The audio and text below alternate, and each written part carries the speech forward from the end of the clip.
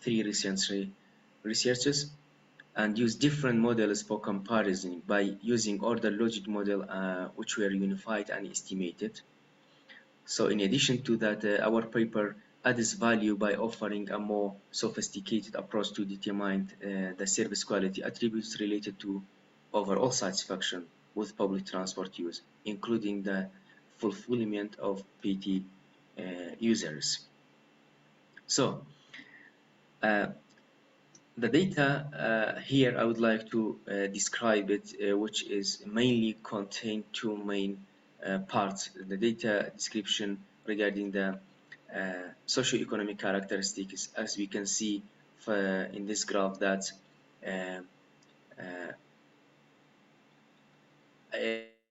age between 18 to 90 to 44 has a highest rate of participants, that for female and male are almost the same,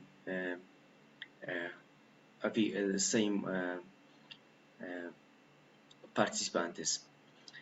Most of the participants living in the city center with the university degree, with the highest rate of university degree. In contrast, the majority of the participants earning low income, only few minor participants earning high income, which is approximately 23% of the participants.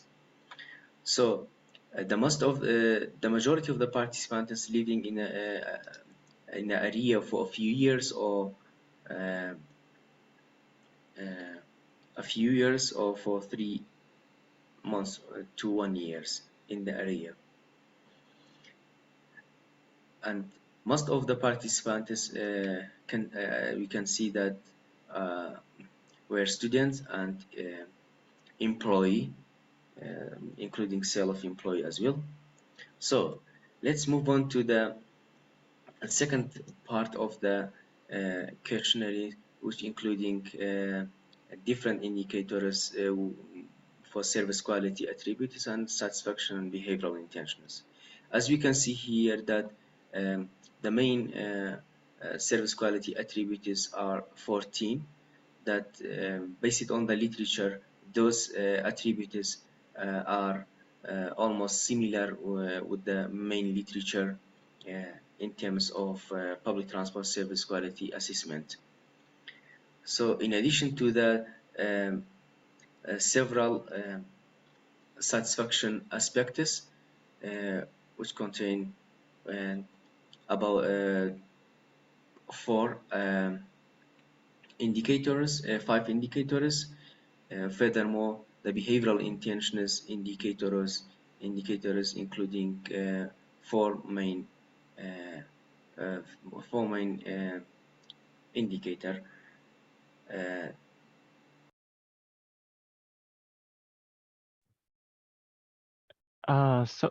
Okay, so everyone, sorry for that. I have to stop the video here because it's already 2 p.m. And then I think Andre succeed take over this session for the next the special session. So thank you for everyone participating in the session for transit-oriented mobility. And thank you for everyone discussing about it. So yeah, it's Andre. I think you're the chair of the next session. Thank you very much, Yuki, for chairing the session. Thank you. Very interesting questions. So let me see if we have everybody here. And Renata is here. Yes, I'm here. Hi, Renata, how are you? Good afternoon. Yeah, so should we wait a couple of minutes just because some people might be changing from one session to the other? Sure. I think that's better.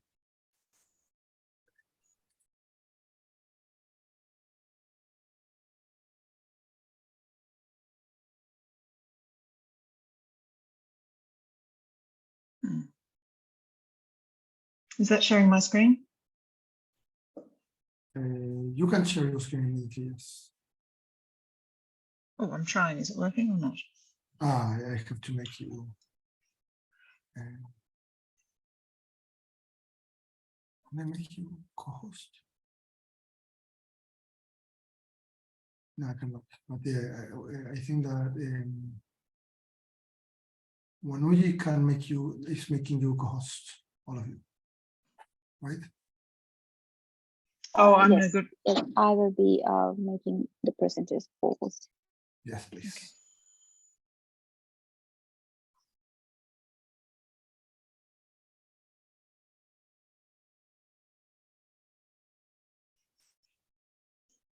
So, shall we start? Oh, So, is it working? The sharing of screen, or is it not I working? think it is. Yes, It is was- working. I can see Ronny shaking his head, nodding his head, so I know that it is working. Yes. Sure. So do you want me to get going, or? I will kick out. I mean, I have to chair the session, but it's probably the Mhm. easiest chairing job I've ever had, because I'm just going to introduce Renata. So this is a special session organized by NTRO, the National Transport Research Organization in Australia. It's a special session about future mobility. So all the presenters come from this organization, and the one introducing the presenters and the topic is Renata Berglas, who leads the Mobility Future Business Group, which is focused on new transport solutions such as mobility as a service, automated vehicles, data, zero emission transport. She is also an independent transport member of Minister De Bruyn's Hydrogen Task Force and the chair of the H2Q Queensland Hydrogen Cluster. So thank you very much for organizing this special session on this very relevant topic. So now the floor is completely yours. Thank you very much, Andres. Thank you for your introduction. So I might get started today with just a little bit of an overview of what NTRO is, if I can get my thing to work. Yes, there you go. And a bit of an agenda about what we're going to cover to start with. We've got a number of presentations, and so I'll try and keep my part very, very short because there's a lot of interesting information from the rest of the team. So I'm going to talk a little bit about zero emissions heavy vehicles. Primarily I'm focused on hydrogen, and then Robert is going to talk a lot more about the environmental impacts of EV charging infrastructure. Amolika is going to cover 20-minute neighbourhoods. Ronny, mobility management utilising on-demand transport. It's really interesting stuff. And Kenneth is going to have a look at enhancing data through technology. And then in the previous sessions, we've also had Safir, who's part of the team as well, and he did a really interesting presentation earlier today. So what is the NTRO? The NTRO is the leader in transport research innovation for Australia and New Zealand. We're owned by a not-for-profit or a for-purpose organisation owned by the state road agencies. And we're formerly known as ARB, and probably well known to all of you as ARB. But in moving with the times, in moving with what the transport agencies require, we've expanded into road, rail, ports and airports. So built on that 60 years of tradition of ARB, we've brought in the Australasian Centre for Rail Innovations come in underneath the NTRO banner, and we have ports and airports and certification. So a wide range of transport and integrated transport approach to provide research, applied research primarily. And this team, the team that I'm representing, let's keep moving, is Mobility Futures, where traditional ARB was focused on the infrastructure measurement, road assessments, so forth for road managers. Mobility Futures is the team that's looking at all the technology that's interacting in and on the road network. I seem to think of it as the fun team who gets to do a very interesting project, but primarily focused on applied research. So when we finish the project, you should be able to launch the project. So proof of concepts and a range of different areas. And as I said, today I'm going to talk a bit about zero emissions future vehicles. Now, this is going to be a very high overview and a very quick 10-minute snapshot, but I thought I would start with some recent pictures of, well, what's happening in heavy vehicles. And we hear all theory and we think about, different ways that zero emissions vehicles are going to come into our country, but, where is it actually up to? And you'd have to say we're still back in very infancy, but having been overseas as well, passenger vehicles might be further advanced, but heavy vehicles are still really waiting to take off. So the pictures I've got here is the BOC Centre, the refuelling infrastructure that's just been built in Lytton in Brisbane. I'm in Queensland, so these are Queensland images. As you can see, it's still under construction, but it's almost finished now, and it's going to be the first sort of official looking refueling station, hydrogen refueling station we've got. We've got another test refueler at QUT that's been filling up the 5 or so hydrogen vehicles that the state government owns. And on the right-hand side are some images that I took from the truck show this year, which had so many heavy vehicles, zero emissions heavy vehicles that the previous years have never displayed before. So we have down the bottom, there's a hydrogen vehicle, and I think that vehicle has now moved on to Deakin University, where they're building a digital twin, and above it is an electric heavy vehicle. So there is a lot of movement in this space, but they're still very expensive. And I think that's one of the key areas, what is it that's going to make all of this come together and happen? Where are these zero emissions vehicles going to take off? And I think the first thing to consider from an industry perspective is that the vehicle must deliver the same level of performance, load, capacity, and efficiency. And at the moment, they kind of don't. Partly it's because the vehicles are heavier due to the batteries. Even the hydrogen fuel cell vehicles are heavier due to the battery. They need a battery as well. And partly because they just don't quite have the power capacity of a diesel vehicle. Diesel vehicles have had 100 years to get up and running, and these vehicles are new. So there's a lot of infrastructure that needs to be changed, but also they're 3 times the price. So for a hydrogen vehicle is about 3 times the price. Sorry, I should clarify that. And battery electric vehicles about twice the price of a current ICE or diesel vehicle. And you have a lot of operational considerations to think about. So for an operator now and going into the future, they're really going to have a different aspect and consideration around their energy use. It's not just diesel. How cheap am I going to get my diesel? Where's that going to come from? You might be running an operation if it's large enough, or in a depot where you've got some hydrogen vehicles, some electric, and some still operating in diesel. And each new energy vector is going to require a different operating environment and a different way of managing that operations. It's not as simple as plug and play or swap like for like. They're quite different vehicles. So you could consider that maybe electrifying everything is the way to go, and that might be the case depending on where your operations are and your capacity to draw that electricity, and that energy vector is there for you. Or it could be that, mixed operations that you're looking at.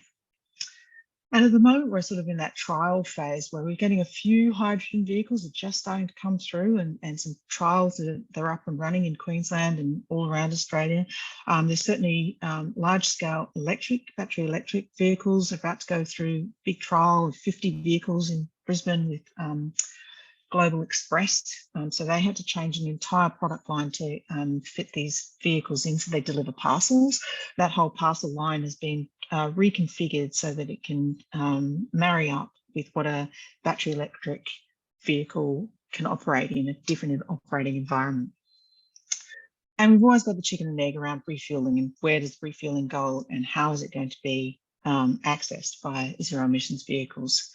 And that brings up this next problem, which is around tube trailers. So a tube trailer is the current conventional way that we're transporting hydrogen around on the road network, if you're transporting it from its supply to its demand.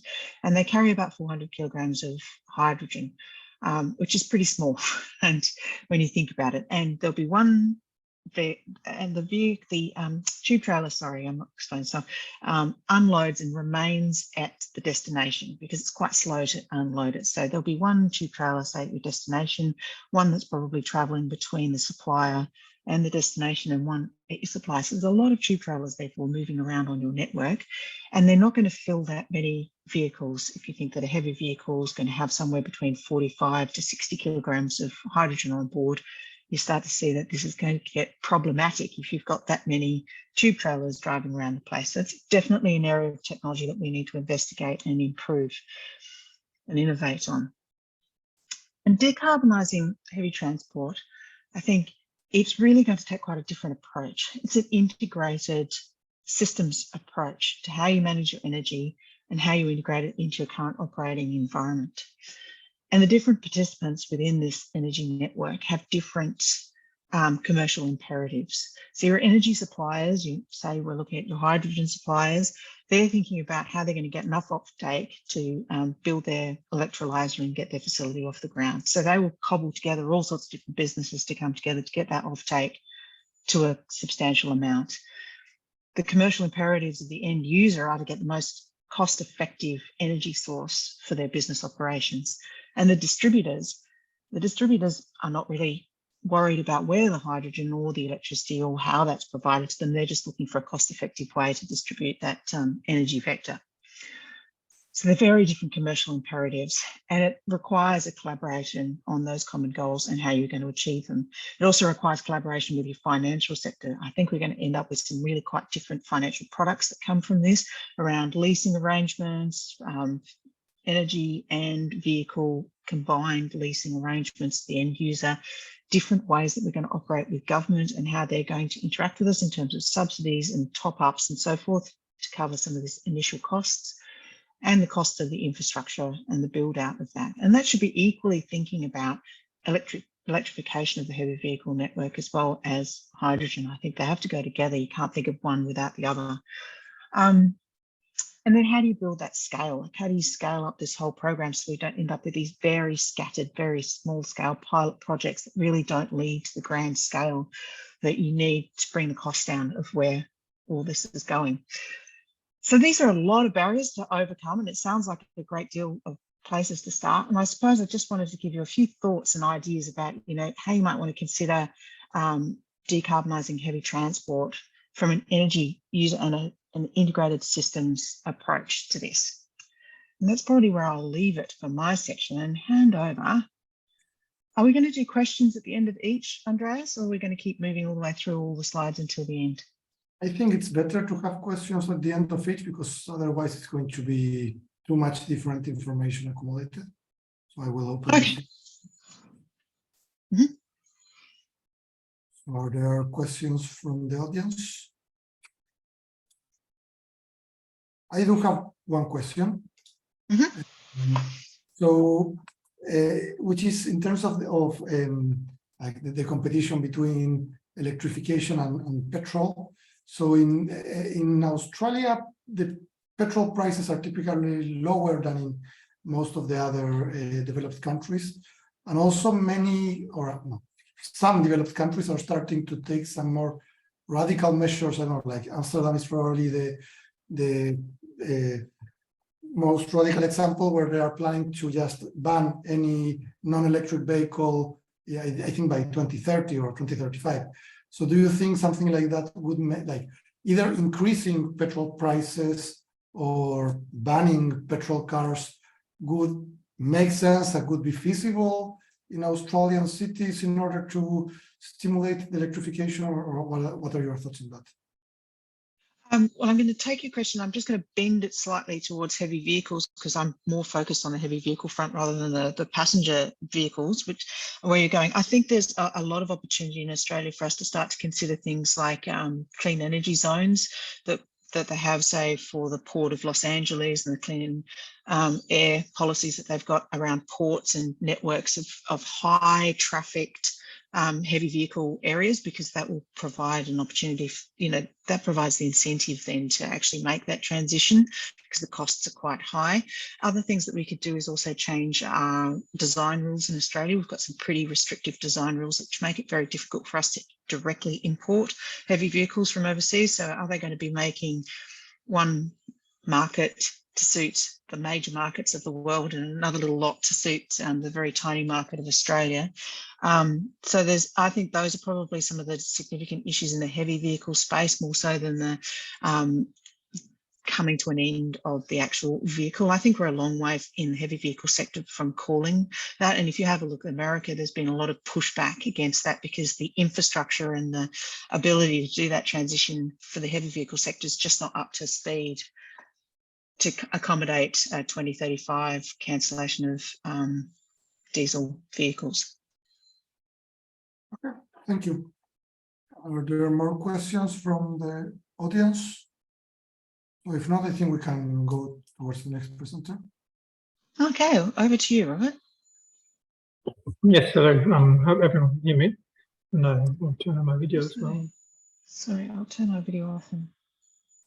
And then I need to figure out how I can share my screen. So,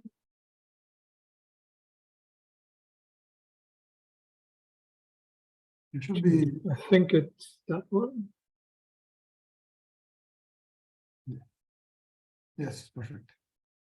You can see that. Oh, I agree. So yeah, thanks Renata for the presentation.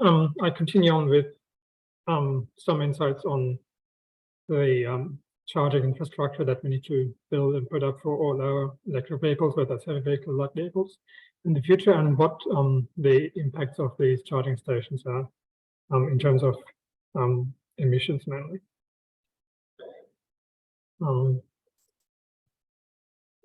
So a bit of a background, of course, the electric vehicles are coming. They're already on our roads, and they're a key part of the transport system of the future, as Renata just mentioned. And in order to understand, or in order to build the right network and to reduce our emissions through the entire transport sector, we need to understand where these emissions come from, not only from the vehicles themselves, but also from the infrastructure, to develop the right policies, to coordinate actions between all the industry players.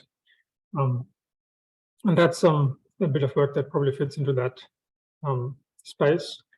And we particularly looked at two types of charging infrastructure for battery electric vehicles and how much emissions they create during their entire lifetime. And on the right, on this slide here, you see a short, a small graphic showing all the components of the simplified overview of the components of the transport system, where you have the infrastructure for refueling, the charging station, the petrol stations, the fuels that go through these pieces of infrastructure, the electricity or the fuel itself, the fossil fuels, and of course the vehicles, and all of that combined will then result in the operation of the vehicles on the road network.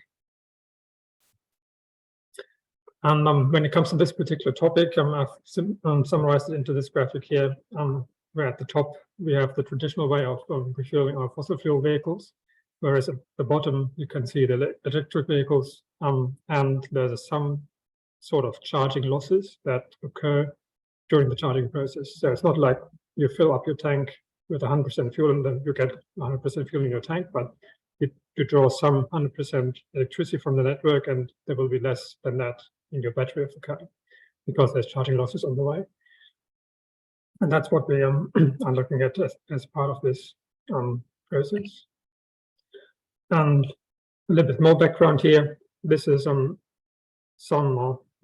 graphic that I've showed before in other presentations as well, and it shows where our emissions come from all over Australia. And 20% of those emissions come from the transport sector at the moment, at the end of last year.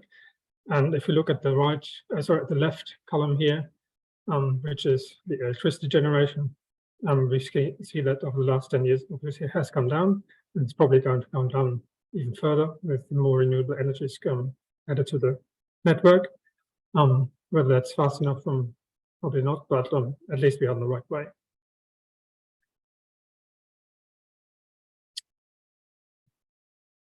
Now, what types of charging infrastructure do we look at? We looked at the slow charging network, or slow charging infrastructure, which is the AC charging, alternating current charging. That's the picture you see in the far right of the slide. For for example, what you have in your garage or what you can see at hotels or other places where you stop for a longer period of time and can charge a car. And the other bits of infrastructure would be the DC fast charging infrastructure, which you can see in the middle of the slide. Those typically located along highways to top up the battery in a short amount of time. And then there's another technology as well, which is called the inductive charging or wireless charging, which can be integrated into the road. And this has, for example, been used at bus stops.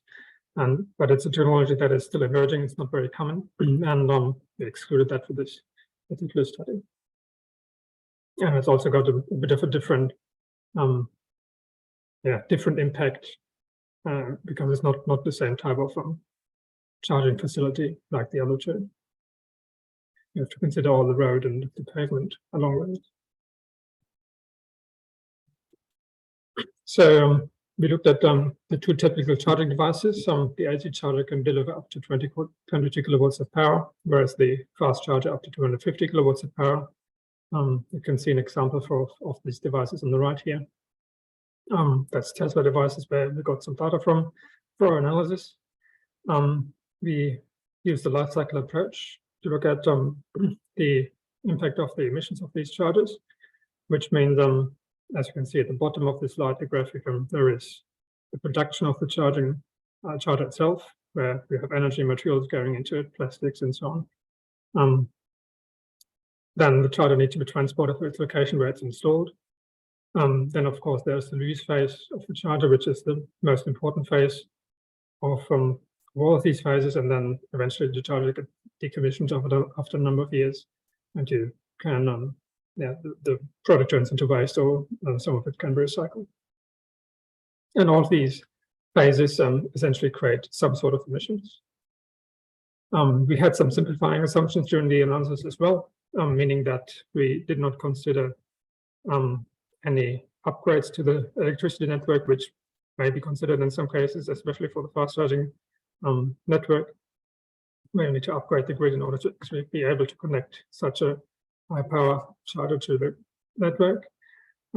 We also did not consider future decarbonization of electricity, but we have done a little sensitivity analysis on that. So to see what the impact of a lower carbon electricity would be on the results. Now, in terms of results, we have, this is an overview of the different materials that go into the charging facilities, the charger types, the AC charger and the DC charger. There's the different pieces of glass, plastics, all the electronic parts with different metals as well for the casing, for the box, the cabinet, cables, which are fairly heavy, especially the fast charging cable. And there's a base as well for a concrete base. So different materials that create different environmental impact as they're extracted from the ground or as they're produced, which are then considered in the analysis. And if you talk about the actual results, there's a lot of numbers in this table, but I want you to focus on the middle part here, where you can see the percentages of the impacts. And you can see that the vast majority of all of the emissions are created during the use phase. And this is mainly because the electricity that we charge our cars with has a certain environmental impact, a certain emissions impact. And because there are losses during the charging process, this leads to the vast majority of the emissions of all of the different phases. There are also some emissions associated with the materials and manufacture of the charging facility, but the other phases are fairly minimal. And if we do a little bit of a sensitivity testing on these results, where we say we charge it with a lower power, then we assume that we charge it with a lower efficiency or higher efficiency. We charge it a very low energy mix. The results don't change a lot. The users will still have the vast majority of the emissions greater than 85% in all cases that we tested. Which means we go to the next slide here. The conclusions from this work means, of course, the the majority of the emissions, greenhouse emissions, come from the charger use phase. Manufacturing is low, but probably the next most important thing. And also, despite the fast charger having a lot greater emissions overall, the emissions per kilowatt hour delivered to a vehicle is still roughly the same, because it delivers a lot more kilowatt hours over its lifetime. So what can we do? First, of course, reduce the greenhouse emissions impact of the electricity that we use. And that's, as I mentioned at the start, we're already on the way here. And some states in Australia are far better than others. Tasmania is probably leading in that space with all its hydropower. And of course, we can try to reduce the charging losses in the devices, which, however, is probably limited compared to the use of more renewable energies. And as a next step, once we have actually managed to get down the use phase emissions by using more renewable energies, we can then also look at the materials, because the impact of the materials in production phase becomes more and more important as we reduce the impact from the use phase. So we can look at the more sustainable production processes, using recycled materials more and so on. Yeah, and all of that obviously helps us to recommend coordinated action, to recommend targeted policies. And regardless from that, of course, we should also focus on using more active transport or smaller vehicles that use a lower amount of energy overall, which in addition to using renewable energy, so can also bring down our overall emissions from the transport sector. I think that's it from me, just a very brief overview of this small study. And yeah, I'm happy to answer any questions. There is one question in the comments from Mahmoud Mesbah. What percentage of the electricity delivered to the charging station is actually delivered to the car? What percentage? I think I had this in one of the slides. Is roughly, so the efficiency of these charging stations are around 89–90%. So which means if you charge 100 kilowatt hours into, if 100 kilowatt hours comes to the charging station, so 90% of that will go to your vehicle. And the efficiency of the fast charging station and the AC charger, slower charging facilities is roughly the same. What are, now a question from Charles Carl. What are the possible ways to reduce charging losses? Well, the possible ways I think it's to increase the efficiency of the devices to reduce the charging losses. There will always be some charging losses. I don't think they can be reduced to zero. And some sources said that if you have a very high power charging, it should have a greater loss or lower efficiency. Although other sources don't say the same thing, so we assume to be roughly the same. But I think to reduce the charging losses, you need to make technology improvements on the charging devices. And also to that question, I should say, different vehicles have turned out to have different efficiencies. So not every electric vehicle will have the same charging efficiency. That's also related to the onboard systems in the car itself.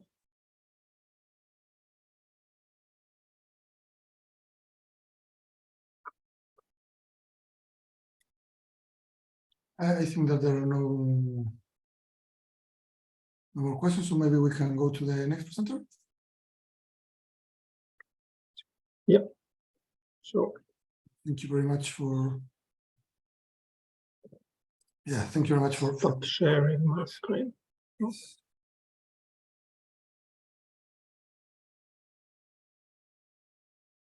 Have I stopped sharing already? I'm not sure. We are still viewing your screen. Okay. I have stopped sharing. Okay. No, it's not. Thanks. Well, thank you. It was very interesting, I think, for all of us that participate in transport, but are not so much experts in the energy sector to see this.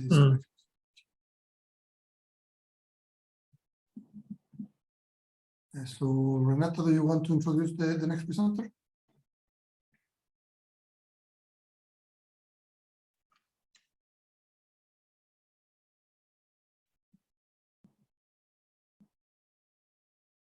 Okay. If not, okay. So the next presenter is Amolika Sinha about the 20-minute neighborhood walkable social infrastructure. Yes, thanks, Andre. I'll just share my screen. Yes.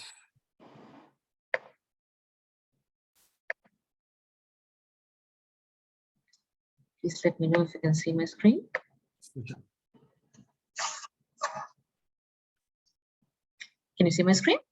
Yes. All right, perfect. Perfect.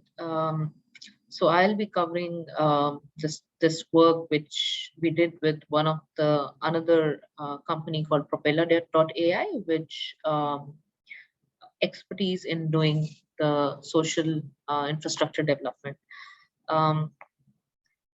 So it's a combined work. So Dr. Charles Cars and Dr. Robert from NTRO, again from NTRO, and Matt and Gus from Propeller.as. So what is the problem? What is the problem we are trying to solve here? And as we all know, anyone who have commuted during AM peak hours, we know that the congestion in most of the Australian cities is pretty bad. And pulled up some plots from the Australian Automobile Association, where the x-axis represent the year, the y-axis represent the kilometer per hour unit of average speed, and different colors represent the different cities as shown at the bottom of the plot. And you can see that since 2013, there is a consistent drop in average speed along all the cities in Australia. The only exception we have here is Darwin, maybe because Darwin is going through infrastructure development. So there is new infrastructure resulting in a higher, in an increment of average speed. But apart from that, you can see Sydney, Melbourne, Brisbane, Canberra, Adelaide, Perth, and Hobart. All of them have shown a decrement in average speed, which states that the problem of congestion is deteriorating as there are more cars on the in the fleet, and there is not enough space to develop new infrastructure. So, or most of us here are traffic engineers, and we know that there are multiple solutions to this problem. So shifting mode to public transport, carpooling, ride-sharing services, using intelligent transport systems, putting in place policies like congestion pricing, development of infrastructure, new infrastructure, encouraging flexible work hours, and foster mixed-use development. For this study, we are concentrating on two solutions, which is basically how to shift people to active transport and how this can be done using a mixed-use development. The hypothesis we are testing in this study is that the placement of facilities that can theoretically improve the accessibility of facility by active transport is likely to lead to improved traffic conditions, reduced emissions, and henceforth economic savings. In a gist, if you place a facility where people can walk to, people will more likely choose active transport, walking, which would result in reduced emissions, better traffic conditions, and henceforth savings. So this slide shows the methodology of the study. And there are two big pieces of the study. The first one is the Propeller accessibility model, which outputs the OD matrices. And the second one is the traffic modeling part. So we have used Dynamal, which is our Aimson microsimulation model of Melbourne, developed by researchers from CityX Lab. We use this whole Melbourne model to extract the area or suburbs of interest using subnetwork extraction. We calibrated this model using Google Travel Time, and then we input the OD matrix from the Propeller model into our calibrated traffic microsimulation model and run multiple experiments to see how the traffic and emission values come up, and then do a comparative analysis. So just a deep dive into what this propeller accessibility model is. This model was created for the purpose of social infrastructure planning. So basically, if you have a social infrastructure such as a school, where should you put it in a suburb? And it undertakes a theoretical analysis of the local neighborhoods. What goes into the model? So the provision ratio, which is basically the number of child. So this study is particularly done for a social infrastructure, which is school. So for a social infrastructure school, the provision ratio is one of the model inputs, which is basically number of child places available in each school. The school locations, what is the latitude and longitude of each school, and the residential population. So how many of people in that area are actually in the age which goes to the school. So 15 to 12 for primary and 13 to 9 for secondary school. The output of this propeller model is the OD matrix, which that feeds into our traffic modeling model. This is the simulated scenario from propeller's accessibility model, and you can see that the assignment lines are basically yellow, green. Those are basically where the kids are assigned for their schools. The purple markers are the secondary school markers, and there are basically three major cases, which is base case, suboptimal case, and optimal case, and I'll explain them more in the next few slides. So the second piece, as I've said, is the traffic modeling part, which is just a micro simulation model, which we have extracted a subnetwork model, which you can see in the figures on the right, and then calibrated it and used that calibrated model to run our experiments. So what are the major assumptions of the study? The first assumption is that we are not looking into heavy vehicles. We have assumed that the average type of car traveling is a medium passenger size car. The next one is around the distribution of different fuel type in the fleet. The Australia Bureau of Statistics publishes these fleet distribution, and we have used those numbers. The third one is what is the value of time for an average Australian in a metropolitan scenario, which is taken from the literature. It's supposed to be $22.69 per hour. The next assumption is what will be the commuting time. So if you have placed a social infrastructure or a school in a 20-minute walking distance, not everyone will be walking 20 minutes to go to the school. Some people have a lesser walking travel time. But for a conservative scenario, we have assumed that everyone who will be walking to the school will have a travel time of 20 minutes, or the cycling, which is 1/3 of a 20 minutes, which is walking travel time.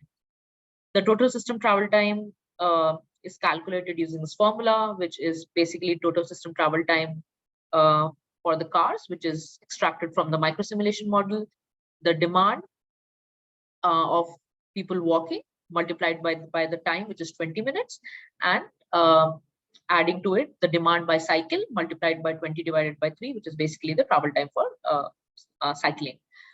What is the total distance traveled, which is simply total system travel time multiplied by the average speed of the network.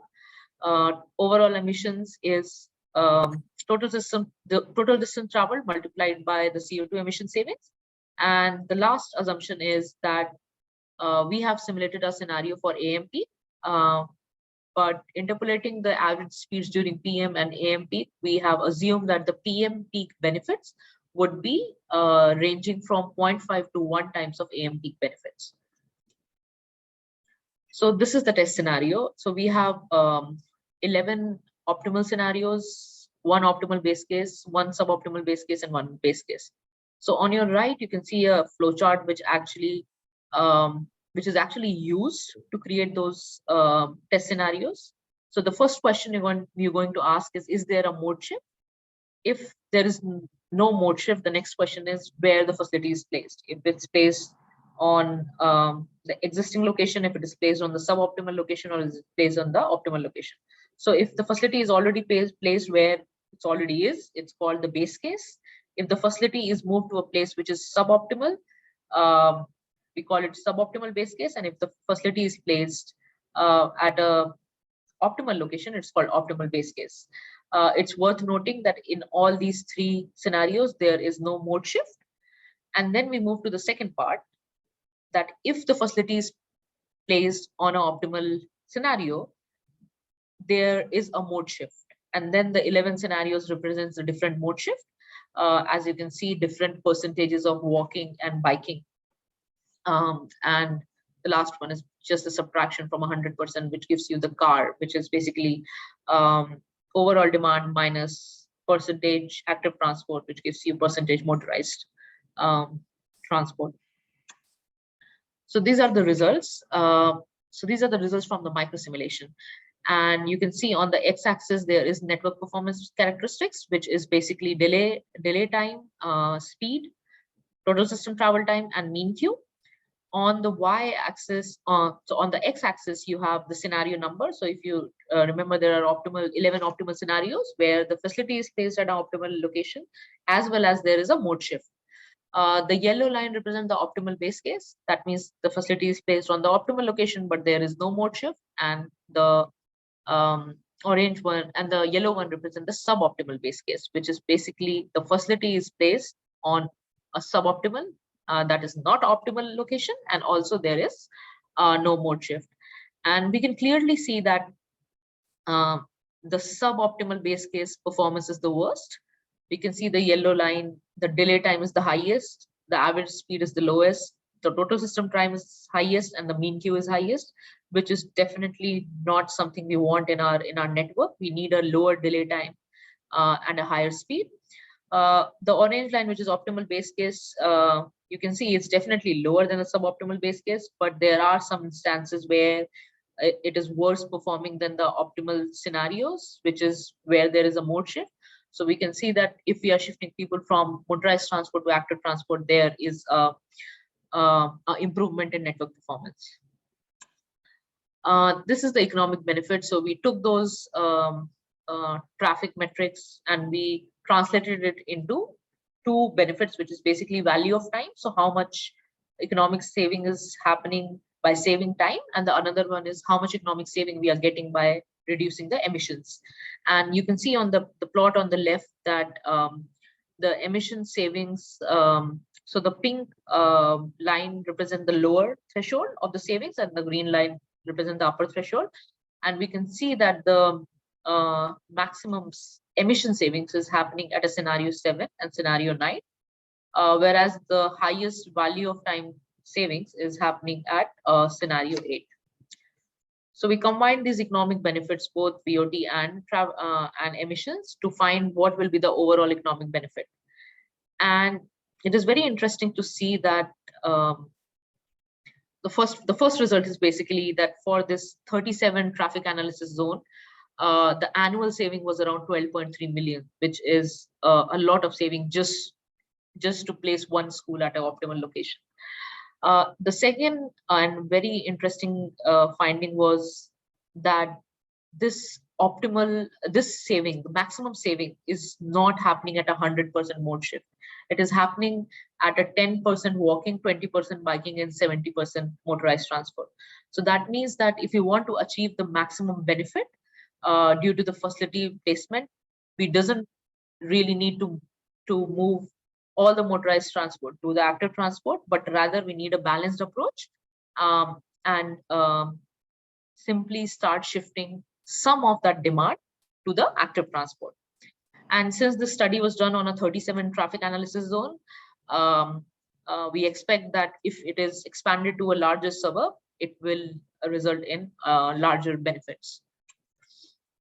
So few limitation of the work. The value of time taken for this research study was extracted from a study before COVID. It has been observed that the post-COVID value of time has increased, but we haven't taken that into account. The second limitation is that this study is specifically for school, And this can be done for multiple infrastructure, such as libraries, fitness centers. The third limitation is that we are only considering the greenhouse emissions and we haven't considered other emissions. We expect that if we consider that in the study, it will result in more economic benefit.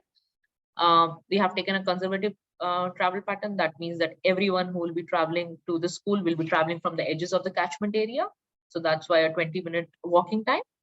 And the last one is that we have used Australian Bureau's ABS data for the distribution of fleet. However, these stats represent a national average, whereas in cities like Melbourne, which is a metropolitan area, we might have a higher proportion of zero emission vehicles. And that was the end of the presentation. Do we have any questions? Do we have any questions from the audience? I don't see any questions in the chat. Feel free to unmute yourself and start talking if you want. I have a question for you. I think it's really interesting, especially what you mentioned about achieving a balanced share rather than shifting everybody.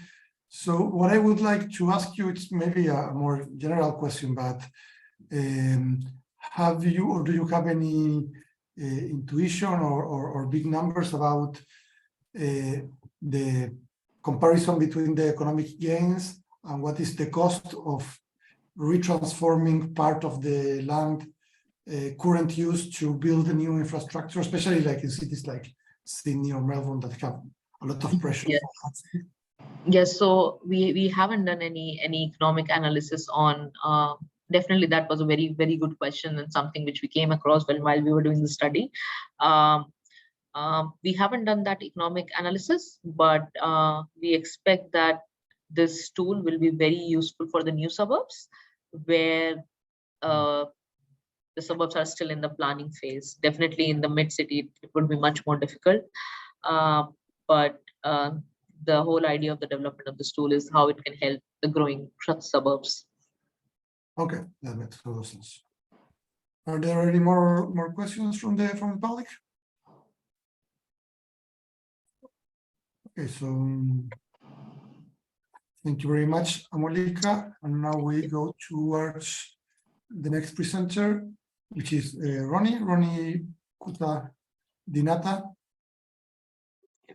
All right, thank you, Andres. Ronny, there you are. Let me share my screen.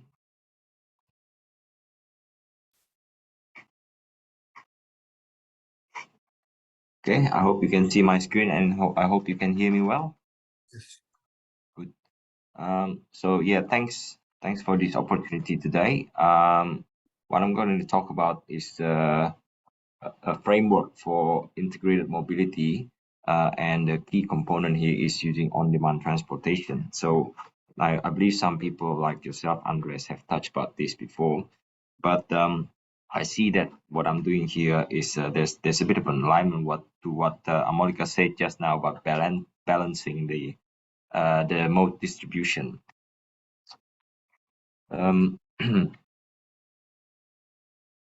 Yeah, so just a bit of a background. So the motivation here is obviously looking at congestions, and we did some study about cost of congestions a couple of years back, and one of the things that that was discovered or talked about is encouraging mode shift to public transport, which will help to reduce the cost of congestion, which is quite obvious. But what I'm trying to say in this slide here, if you look at the image on the right-hand side, which comes from one of my previous work, is that there's a big competition, at least in Australian cities, with cars, right? So people are, well, not the majority of people are using public transport simply because the using car is more attractive for them, right? So one example is myself. So now the office, our office in Melbourne CBD, used to be located on the eastern side of the Melbourne, of Melbourne. I don't know if you can see my mouse, but it's located here.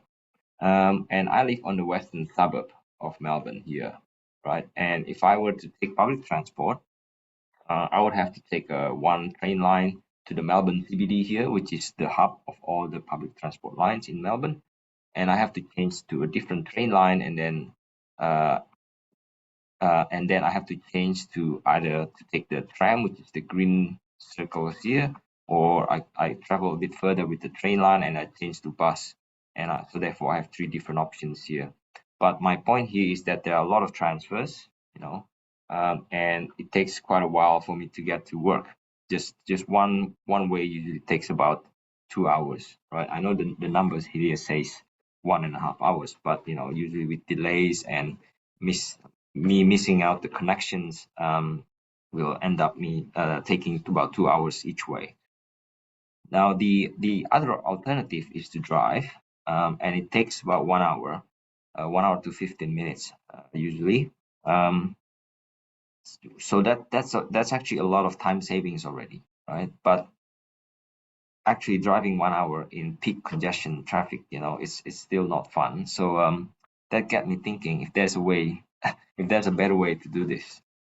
So in recent years, there's been a lot of you know, rise in popularity in ride sharing, carpooling, and on-demand transport services. But if I have to apply or to try to imagine myself using one of these services, for currently in Australia at least, all the trials are actually looking at you know, area-based deployment. So if I can elaborate, so usually when you have a certain on-demand transport services, then it will be deployed in a certain area, and only people who live in that area can use the service. They have to book their trip based on using a certain app, and it will take them to certain POI, so point of interest in the area. Now, if I were to try to project those kind of services into my trip, then I would probably be using that in the last mile area here in the last mile segment of my trip near the office on the right hand side. But if you look at the bus trip here, it's already quite, I would say, direct, right? So it's almost like a straight line, but maybe the on-demand transport services will make fewer stops. But on the grand scheme of things, if the use of ODT saved me 5 or 10 minutes, it still doesn't compare to the car trip here. So I would imagine I will still be driving. So anyway, that's the actual motivation of this idea, where I'm really based on my personal situation.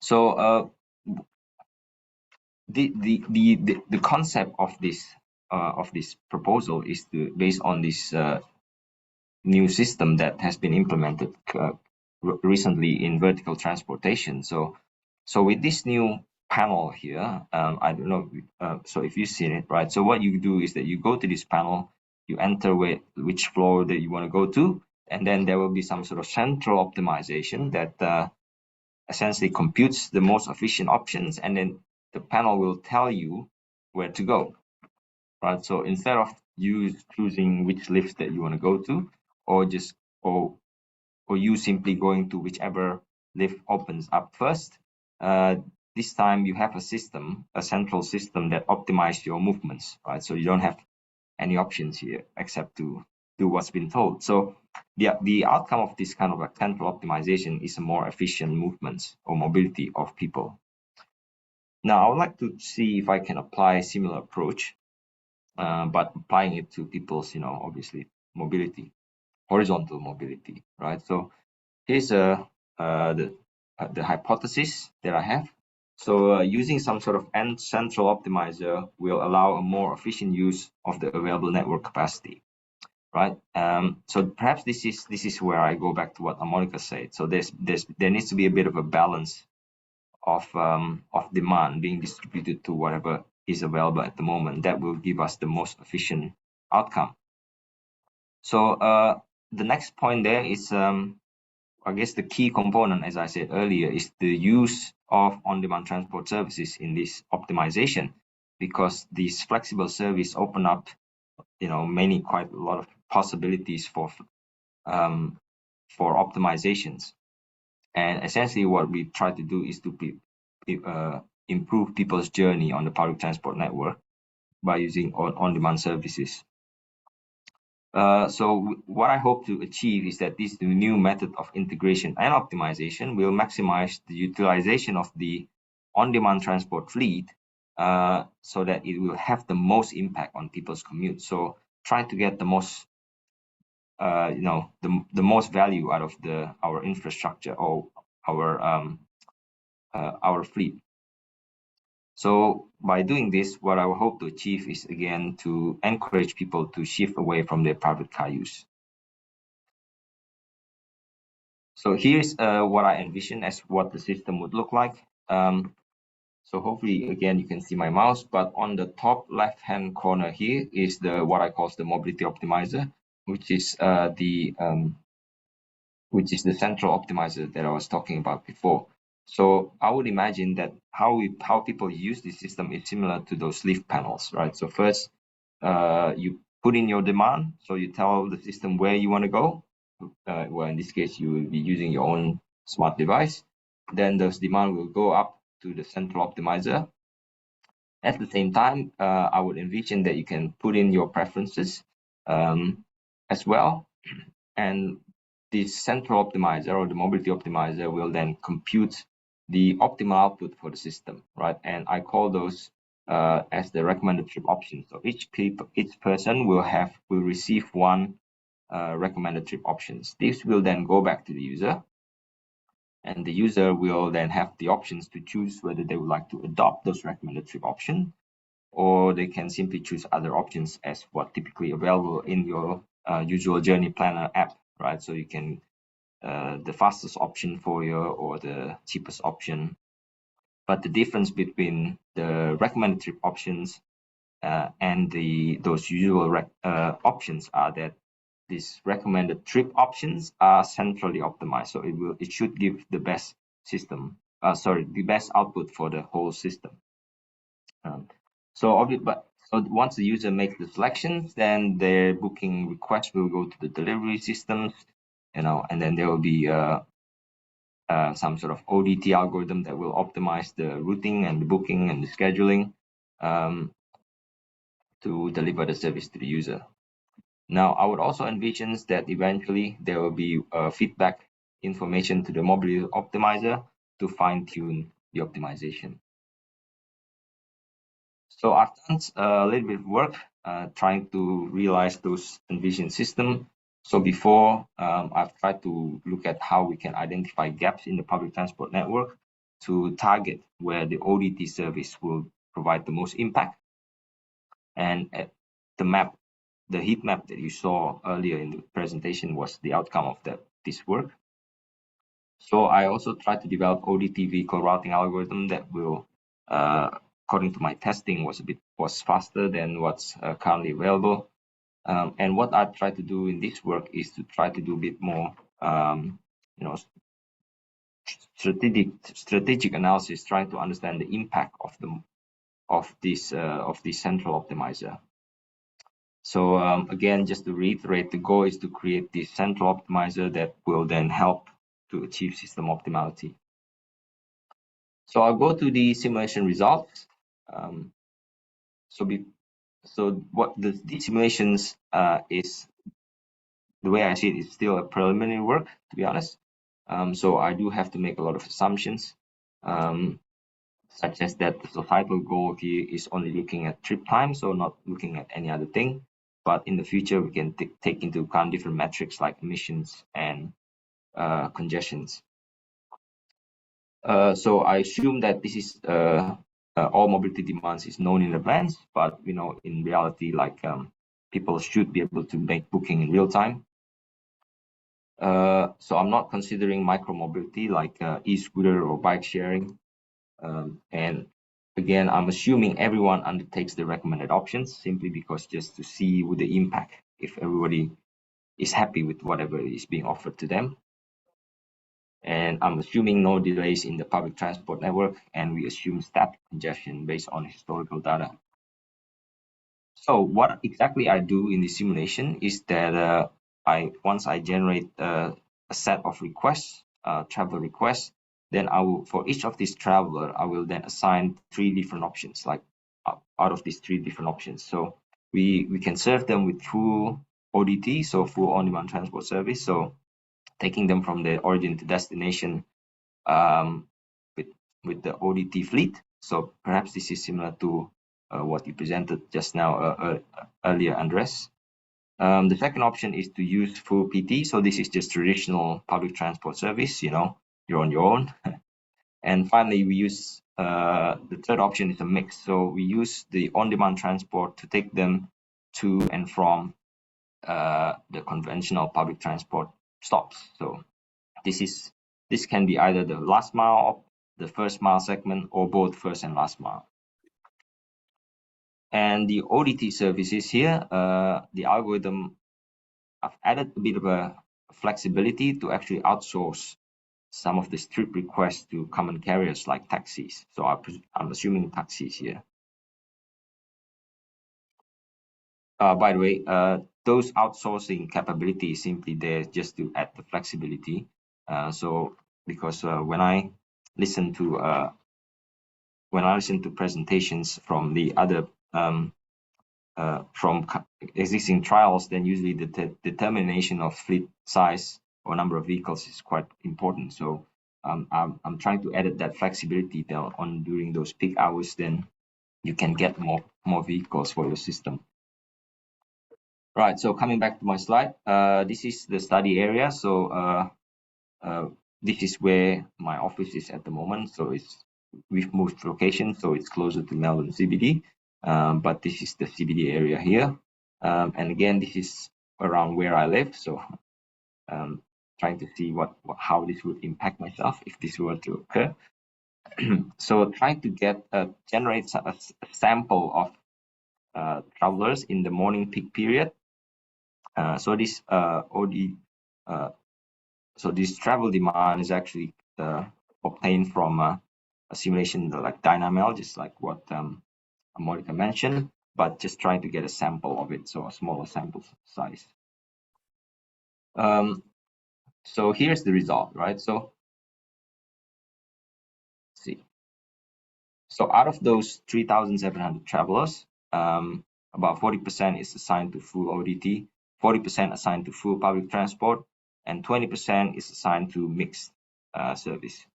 So if you look at the numbers, the figures on the right-hand side here, this is the travel time difference between the recommended options against the other traditional options, right? So either car trip, which is driving in the blue, and then public transport in orange. So the 0 line here is the benchmark, so the travel time of the recommended options. And if the numbers are, positive, that means the other mode is slower, takes longer. And if the number is negative, that means that the travel time is shorter. So you can see the blue box is almost always negative because car is typically faster, and public transport is typically slower. So they're always on the positive side compared to the recommended trip options. But the takeaway message here is that for each of these 3 different recommended options, I can see that they make sense, right? So the first one being PT. So if we assign a traveler to public transport, means that you can see that the blue box is closer to 0 compared to this option here. So that means it's when the public transport is most comparable to the car trip. Now the second option, if we assign them to the mixed service, is to help close the gap between the public transport and the car trip. You can see that if we leave them to just use public transport, they're going to be traveling a lot. Their travel time will be longer. But because we're adding them with complementing them with the ODT service, the travel time reduces. And finally, we use ODT. When we use ODT service fully, it just means that it's similar to car trip. But in this case, there's a bit of a positive, which means the car trip is longer because when I do this analysis, I added some sort of parking overhead for car trip because when you're driving, you have to find some parking slots and spots and stuff like that. Now I'm just going to skip through this slide here. Don't know why it's in animation. But what happens is that once I do this assignment, that translates to about 2,400 ODT trip bookings. But what I would like to highlight is the number of passengers on board. So about 47% of the VKT is actually traveling, the vehicle traveling being empty.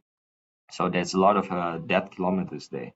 I was a bit worried at first, but when I showed these results to a service operator, they said that this number makes sense. So, you know, good to hear that my simulations make sense.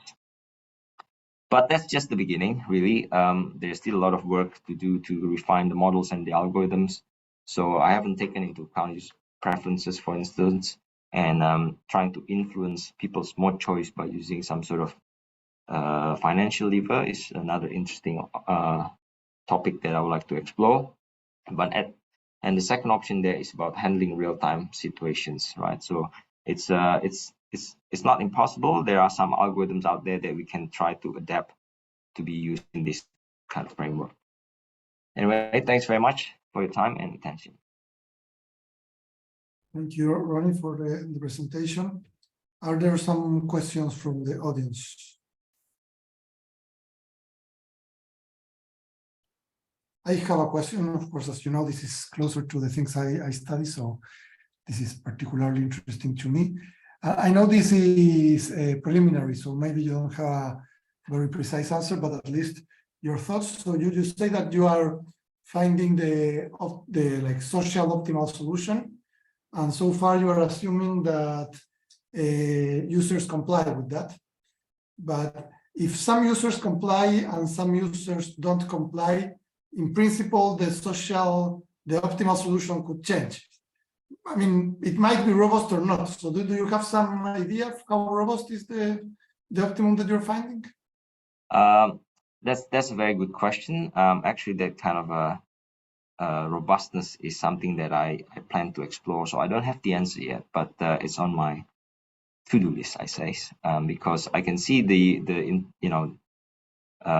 one of my colleagues asked me in the sense that seems like there's a winners and losers in this kind of systems. They definitely do not want to be the losers, and I think this plays out into those financial levers, so incentives and disincentives to make to choose the better options for the user. So there will be an interesting dynamics that we have to investigate and make sure that it doesn't go into some to create unpleasant or unwanted scenarios. So even when we're talking about financial or rewards, so for instance, giving them a bit more discounts or credits,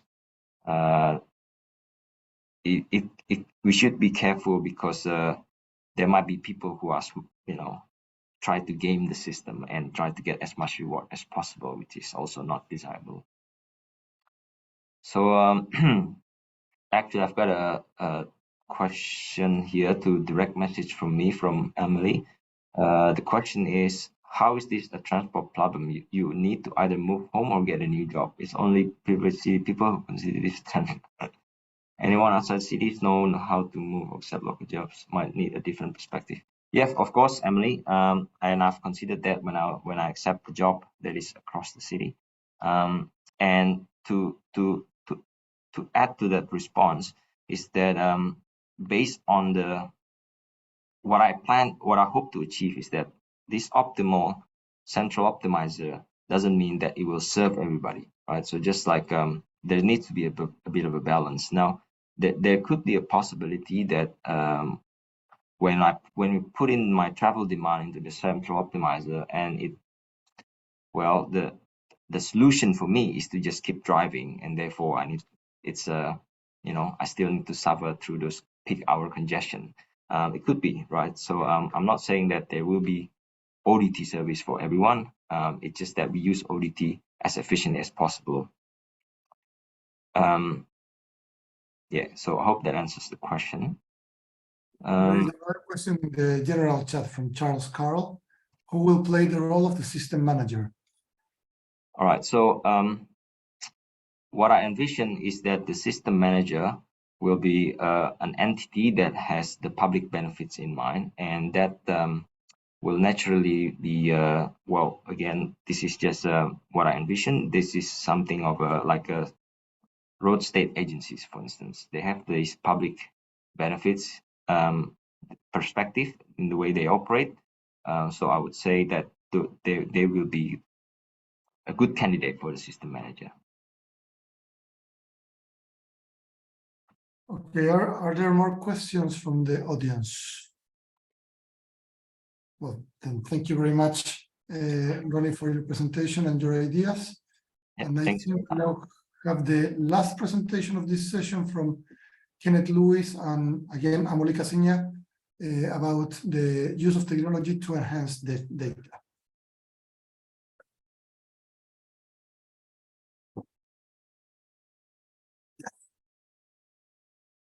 We can see your screen, Kenneth.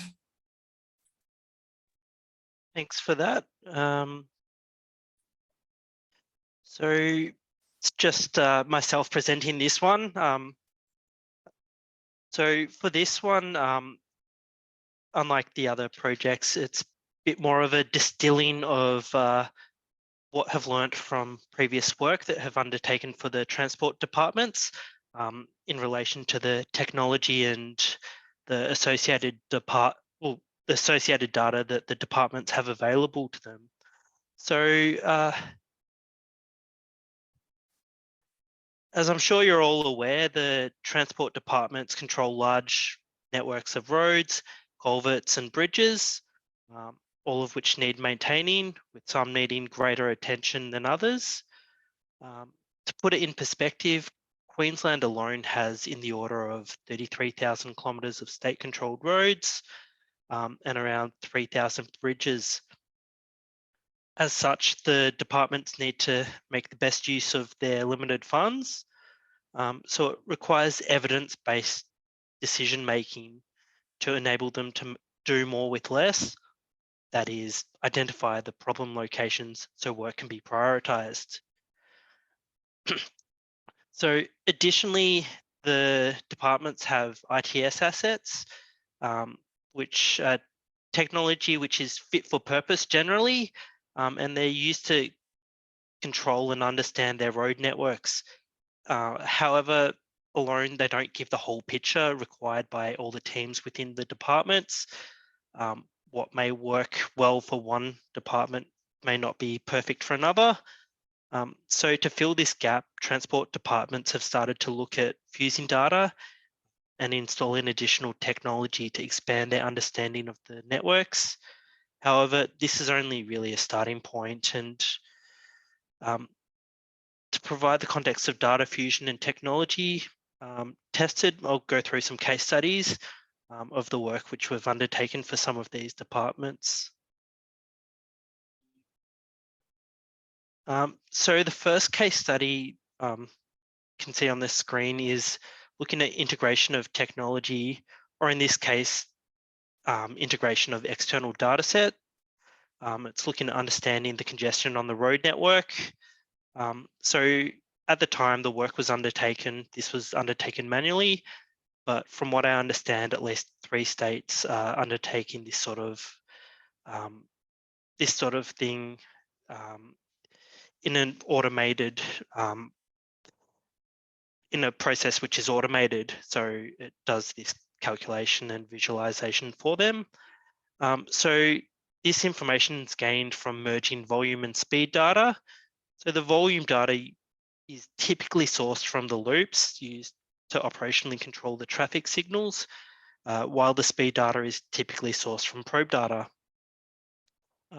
Although it's noted that there are other sources of speed data such as Bluetooth, which can be integrated, when you do deal with multiple data sources for the same time periods, there are definitely a need to calibrate and validate the data.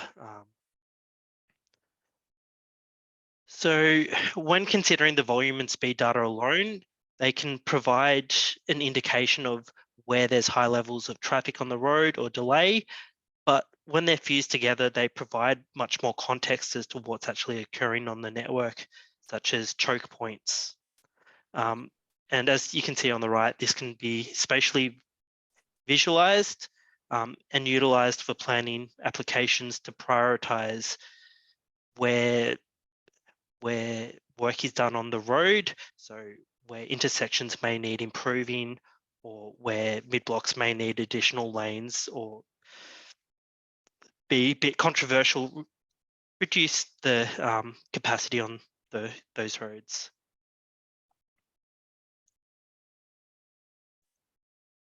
So the next case study, which we'll be going through, looked at enhancing way-in motion, or WIM for short, which is used in the identification of mass, spacing, and configuration of heavy vehicle axles while they're driving through the road network.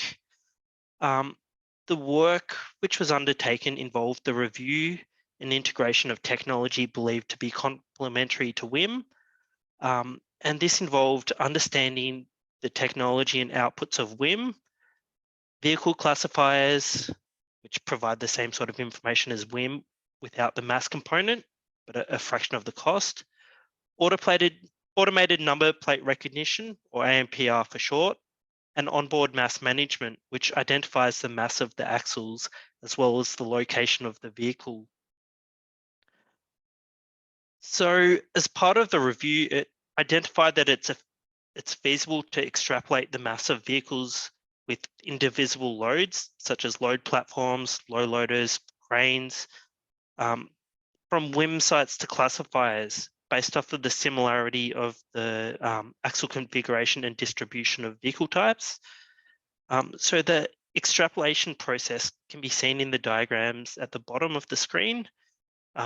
So first step was to determine the similarity of the sites.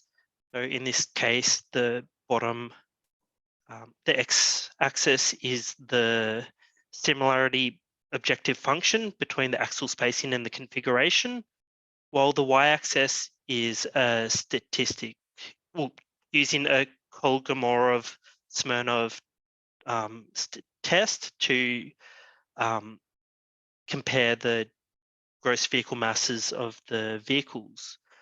And then the sites which were suitable for extrapolation were identified within that box. And those were used to identify similar sites. And then as a means of validating the methodology, the mass from a WIM site was extrapolated to another WIM site to compare the masses, which can be seen in this final step of the image. And that was used to compare what the estimated mass was against what the actual mass. So the review of the different technologies led to the development of the virtual WIM concept, which we can see in the top right here, which looks more at getting more information to enable better decision making regarding access. So while not all of the technology investigated for integration was able to be accessed or utilized, it was learnt that the existing data can be fused together to enhance this data.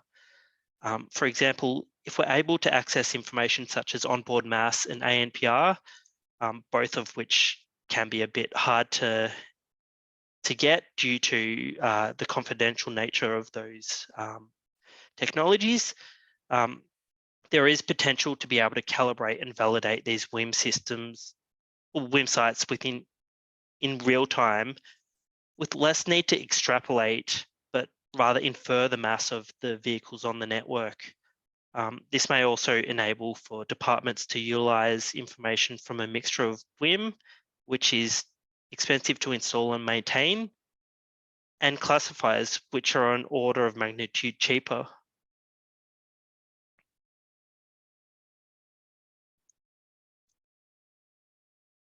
Following on from the same vein of thought as the previous data enhancement work, work was undertaken to understand the compliance of vehicles which carry indivisible loads, such as low loaders and load platforms, to enable the protection of assets and provide valuable information for bridge maintenance and design teams.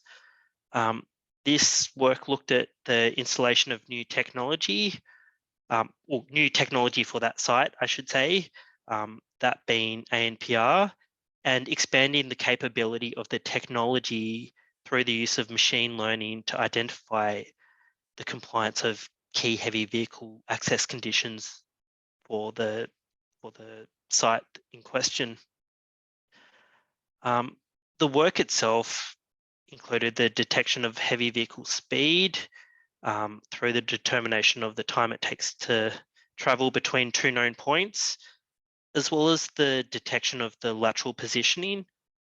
So a bit of visualization of those two tools shown on the right hand side. So the top one being the speed identification, bottom right being the lane compliance. In this site, the heavy vehicles with the indivisible load needed to drive down the center of the road, down the center line. So while the work found that the positioning and speed of the vehicles are feasible, it did theorize that additional technologies being integrated into the system, such as WIM and different types of cameras, in this case, whether or not you have a camera which can pick up your latitude and longitude through 3D imaging, or whether you have night vision cameras so you can identify whether or not there's compliance at nighttime. These can help to enable these can be undertaken to improve this sort of system.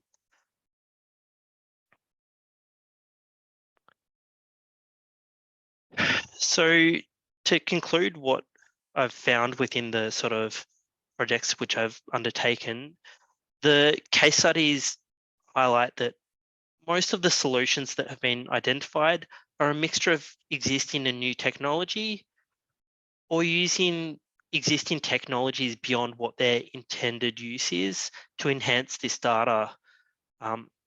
As such, it's sort of suggested there's a need to undertake a stock take of what technologies are on the transport networks to enable the enhancement of this network in the future. The technology may be able to deliver more than what it is currently delivering. And with the integration of additional technologies to tie it all together, it may be much more powerful than and allow the transport departments to have better information about their road network, allowing them to make better decisions. So as can be seen from the case studies, transport departments are already starting to do this to some degree, but this sort of innovation will help to assist them in making informed decisions in the future.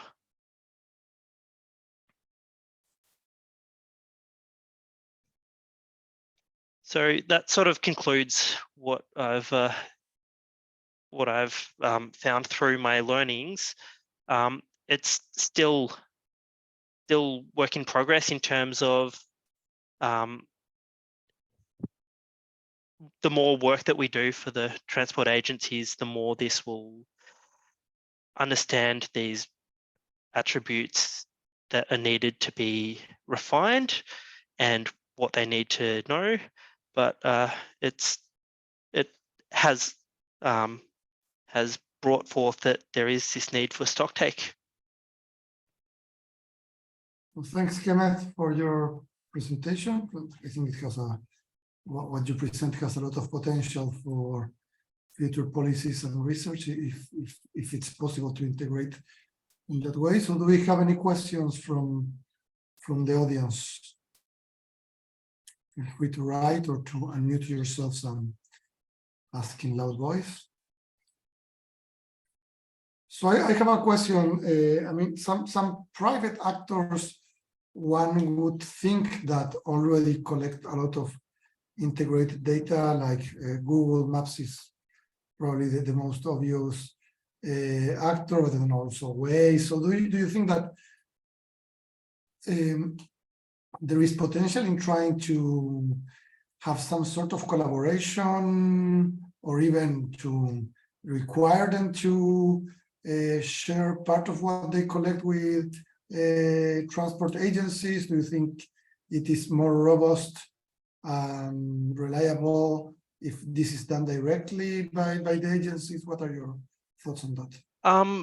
So what I'm interested in is what can be brought out from the information that they already have. So the transport agencies already, well, some of the transport agency already purchase things like probe data to enhance their understanding of the speeds and allow themselves to work out where the congestion is on their network. So I don't see any issues with things like getting information from Waze or Google in the future.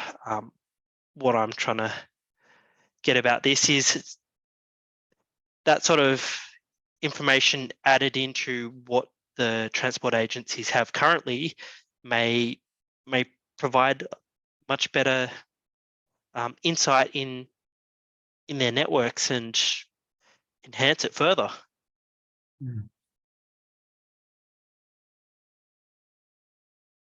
There is one question in the chat from Charles Carl. Is there a strategic network of such information across Australia?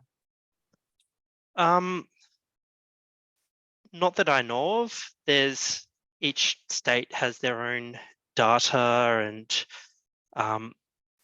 there's no sort of collective asset management register which outlines all the metadata and technology that I know of. I think that sort of insight to start with would be very powerful, as it may help to provide direction about how this how they may enhance their network.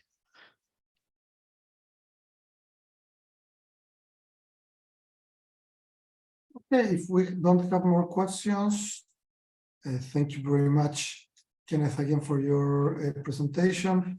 Thank you to the whole NTRO team for organizing this very interesting special session. I think it brought really interesting, fresh perspectives about what can be expected in the future in terms of electrification, on-demand mobility, data, active modes. So it was a widely diverse session, but very well focused on the future and particularly on sustainability.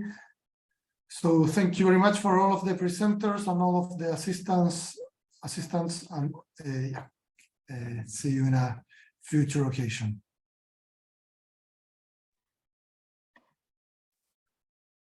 Thank you. Thanks, Bye. Andy.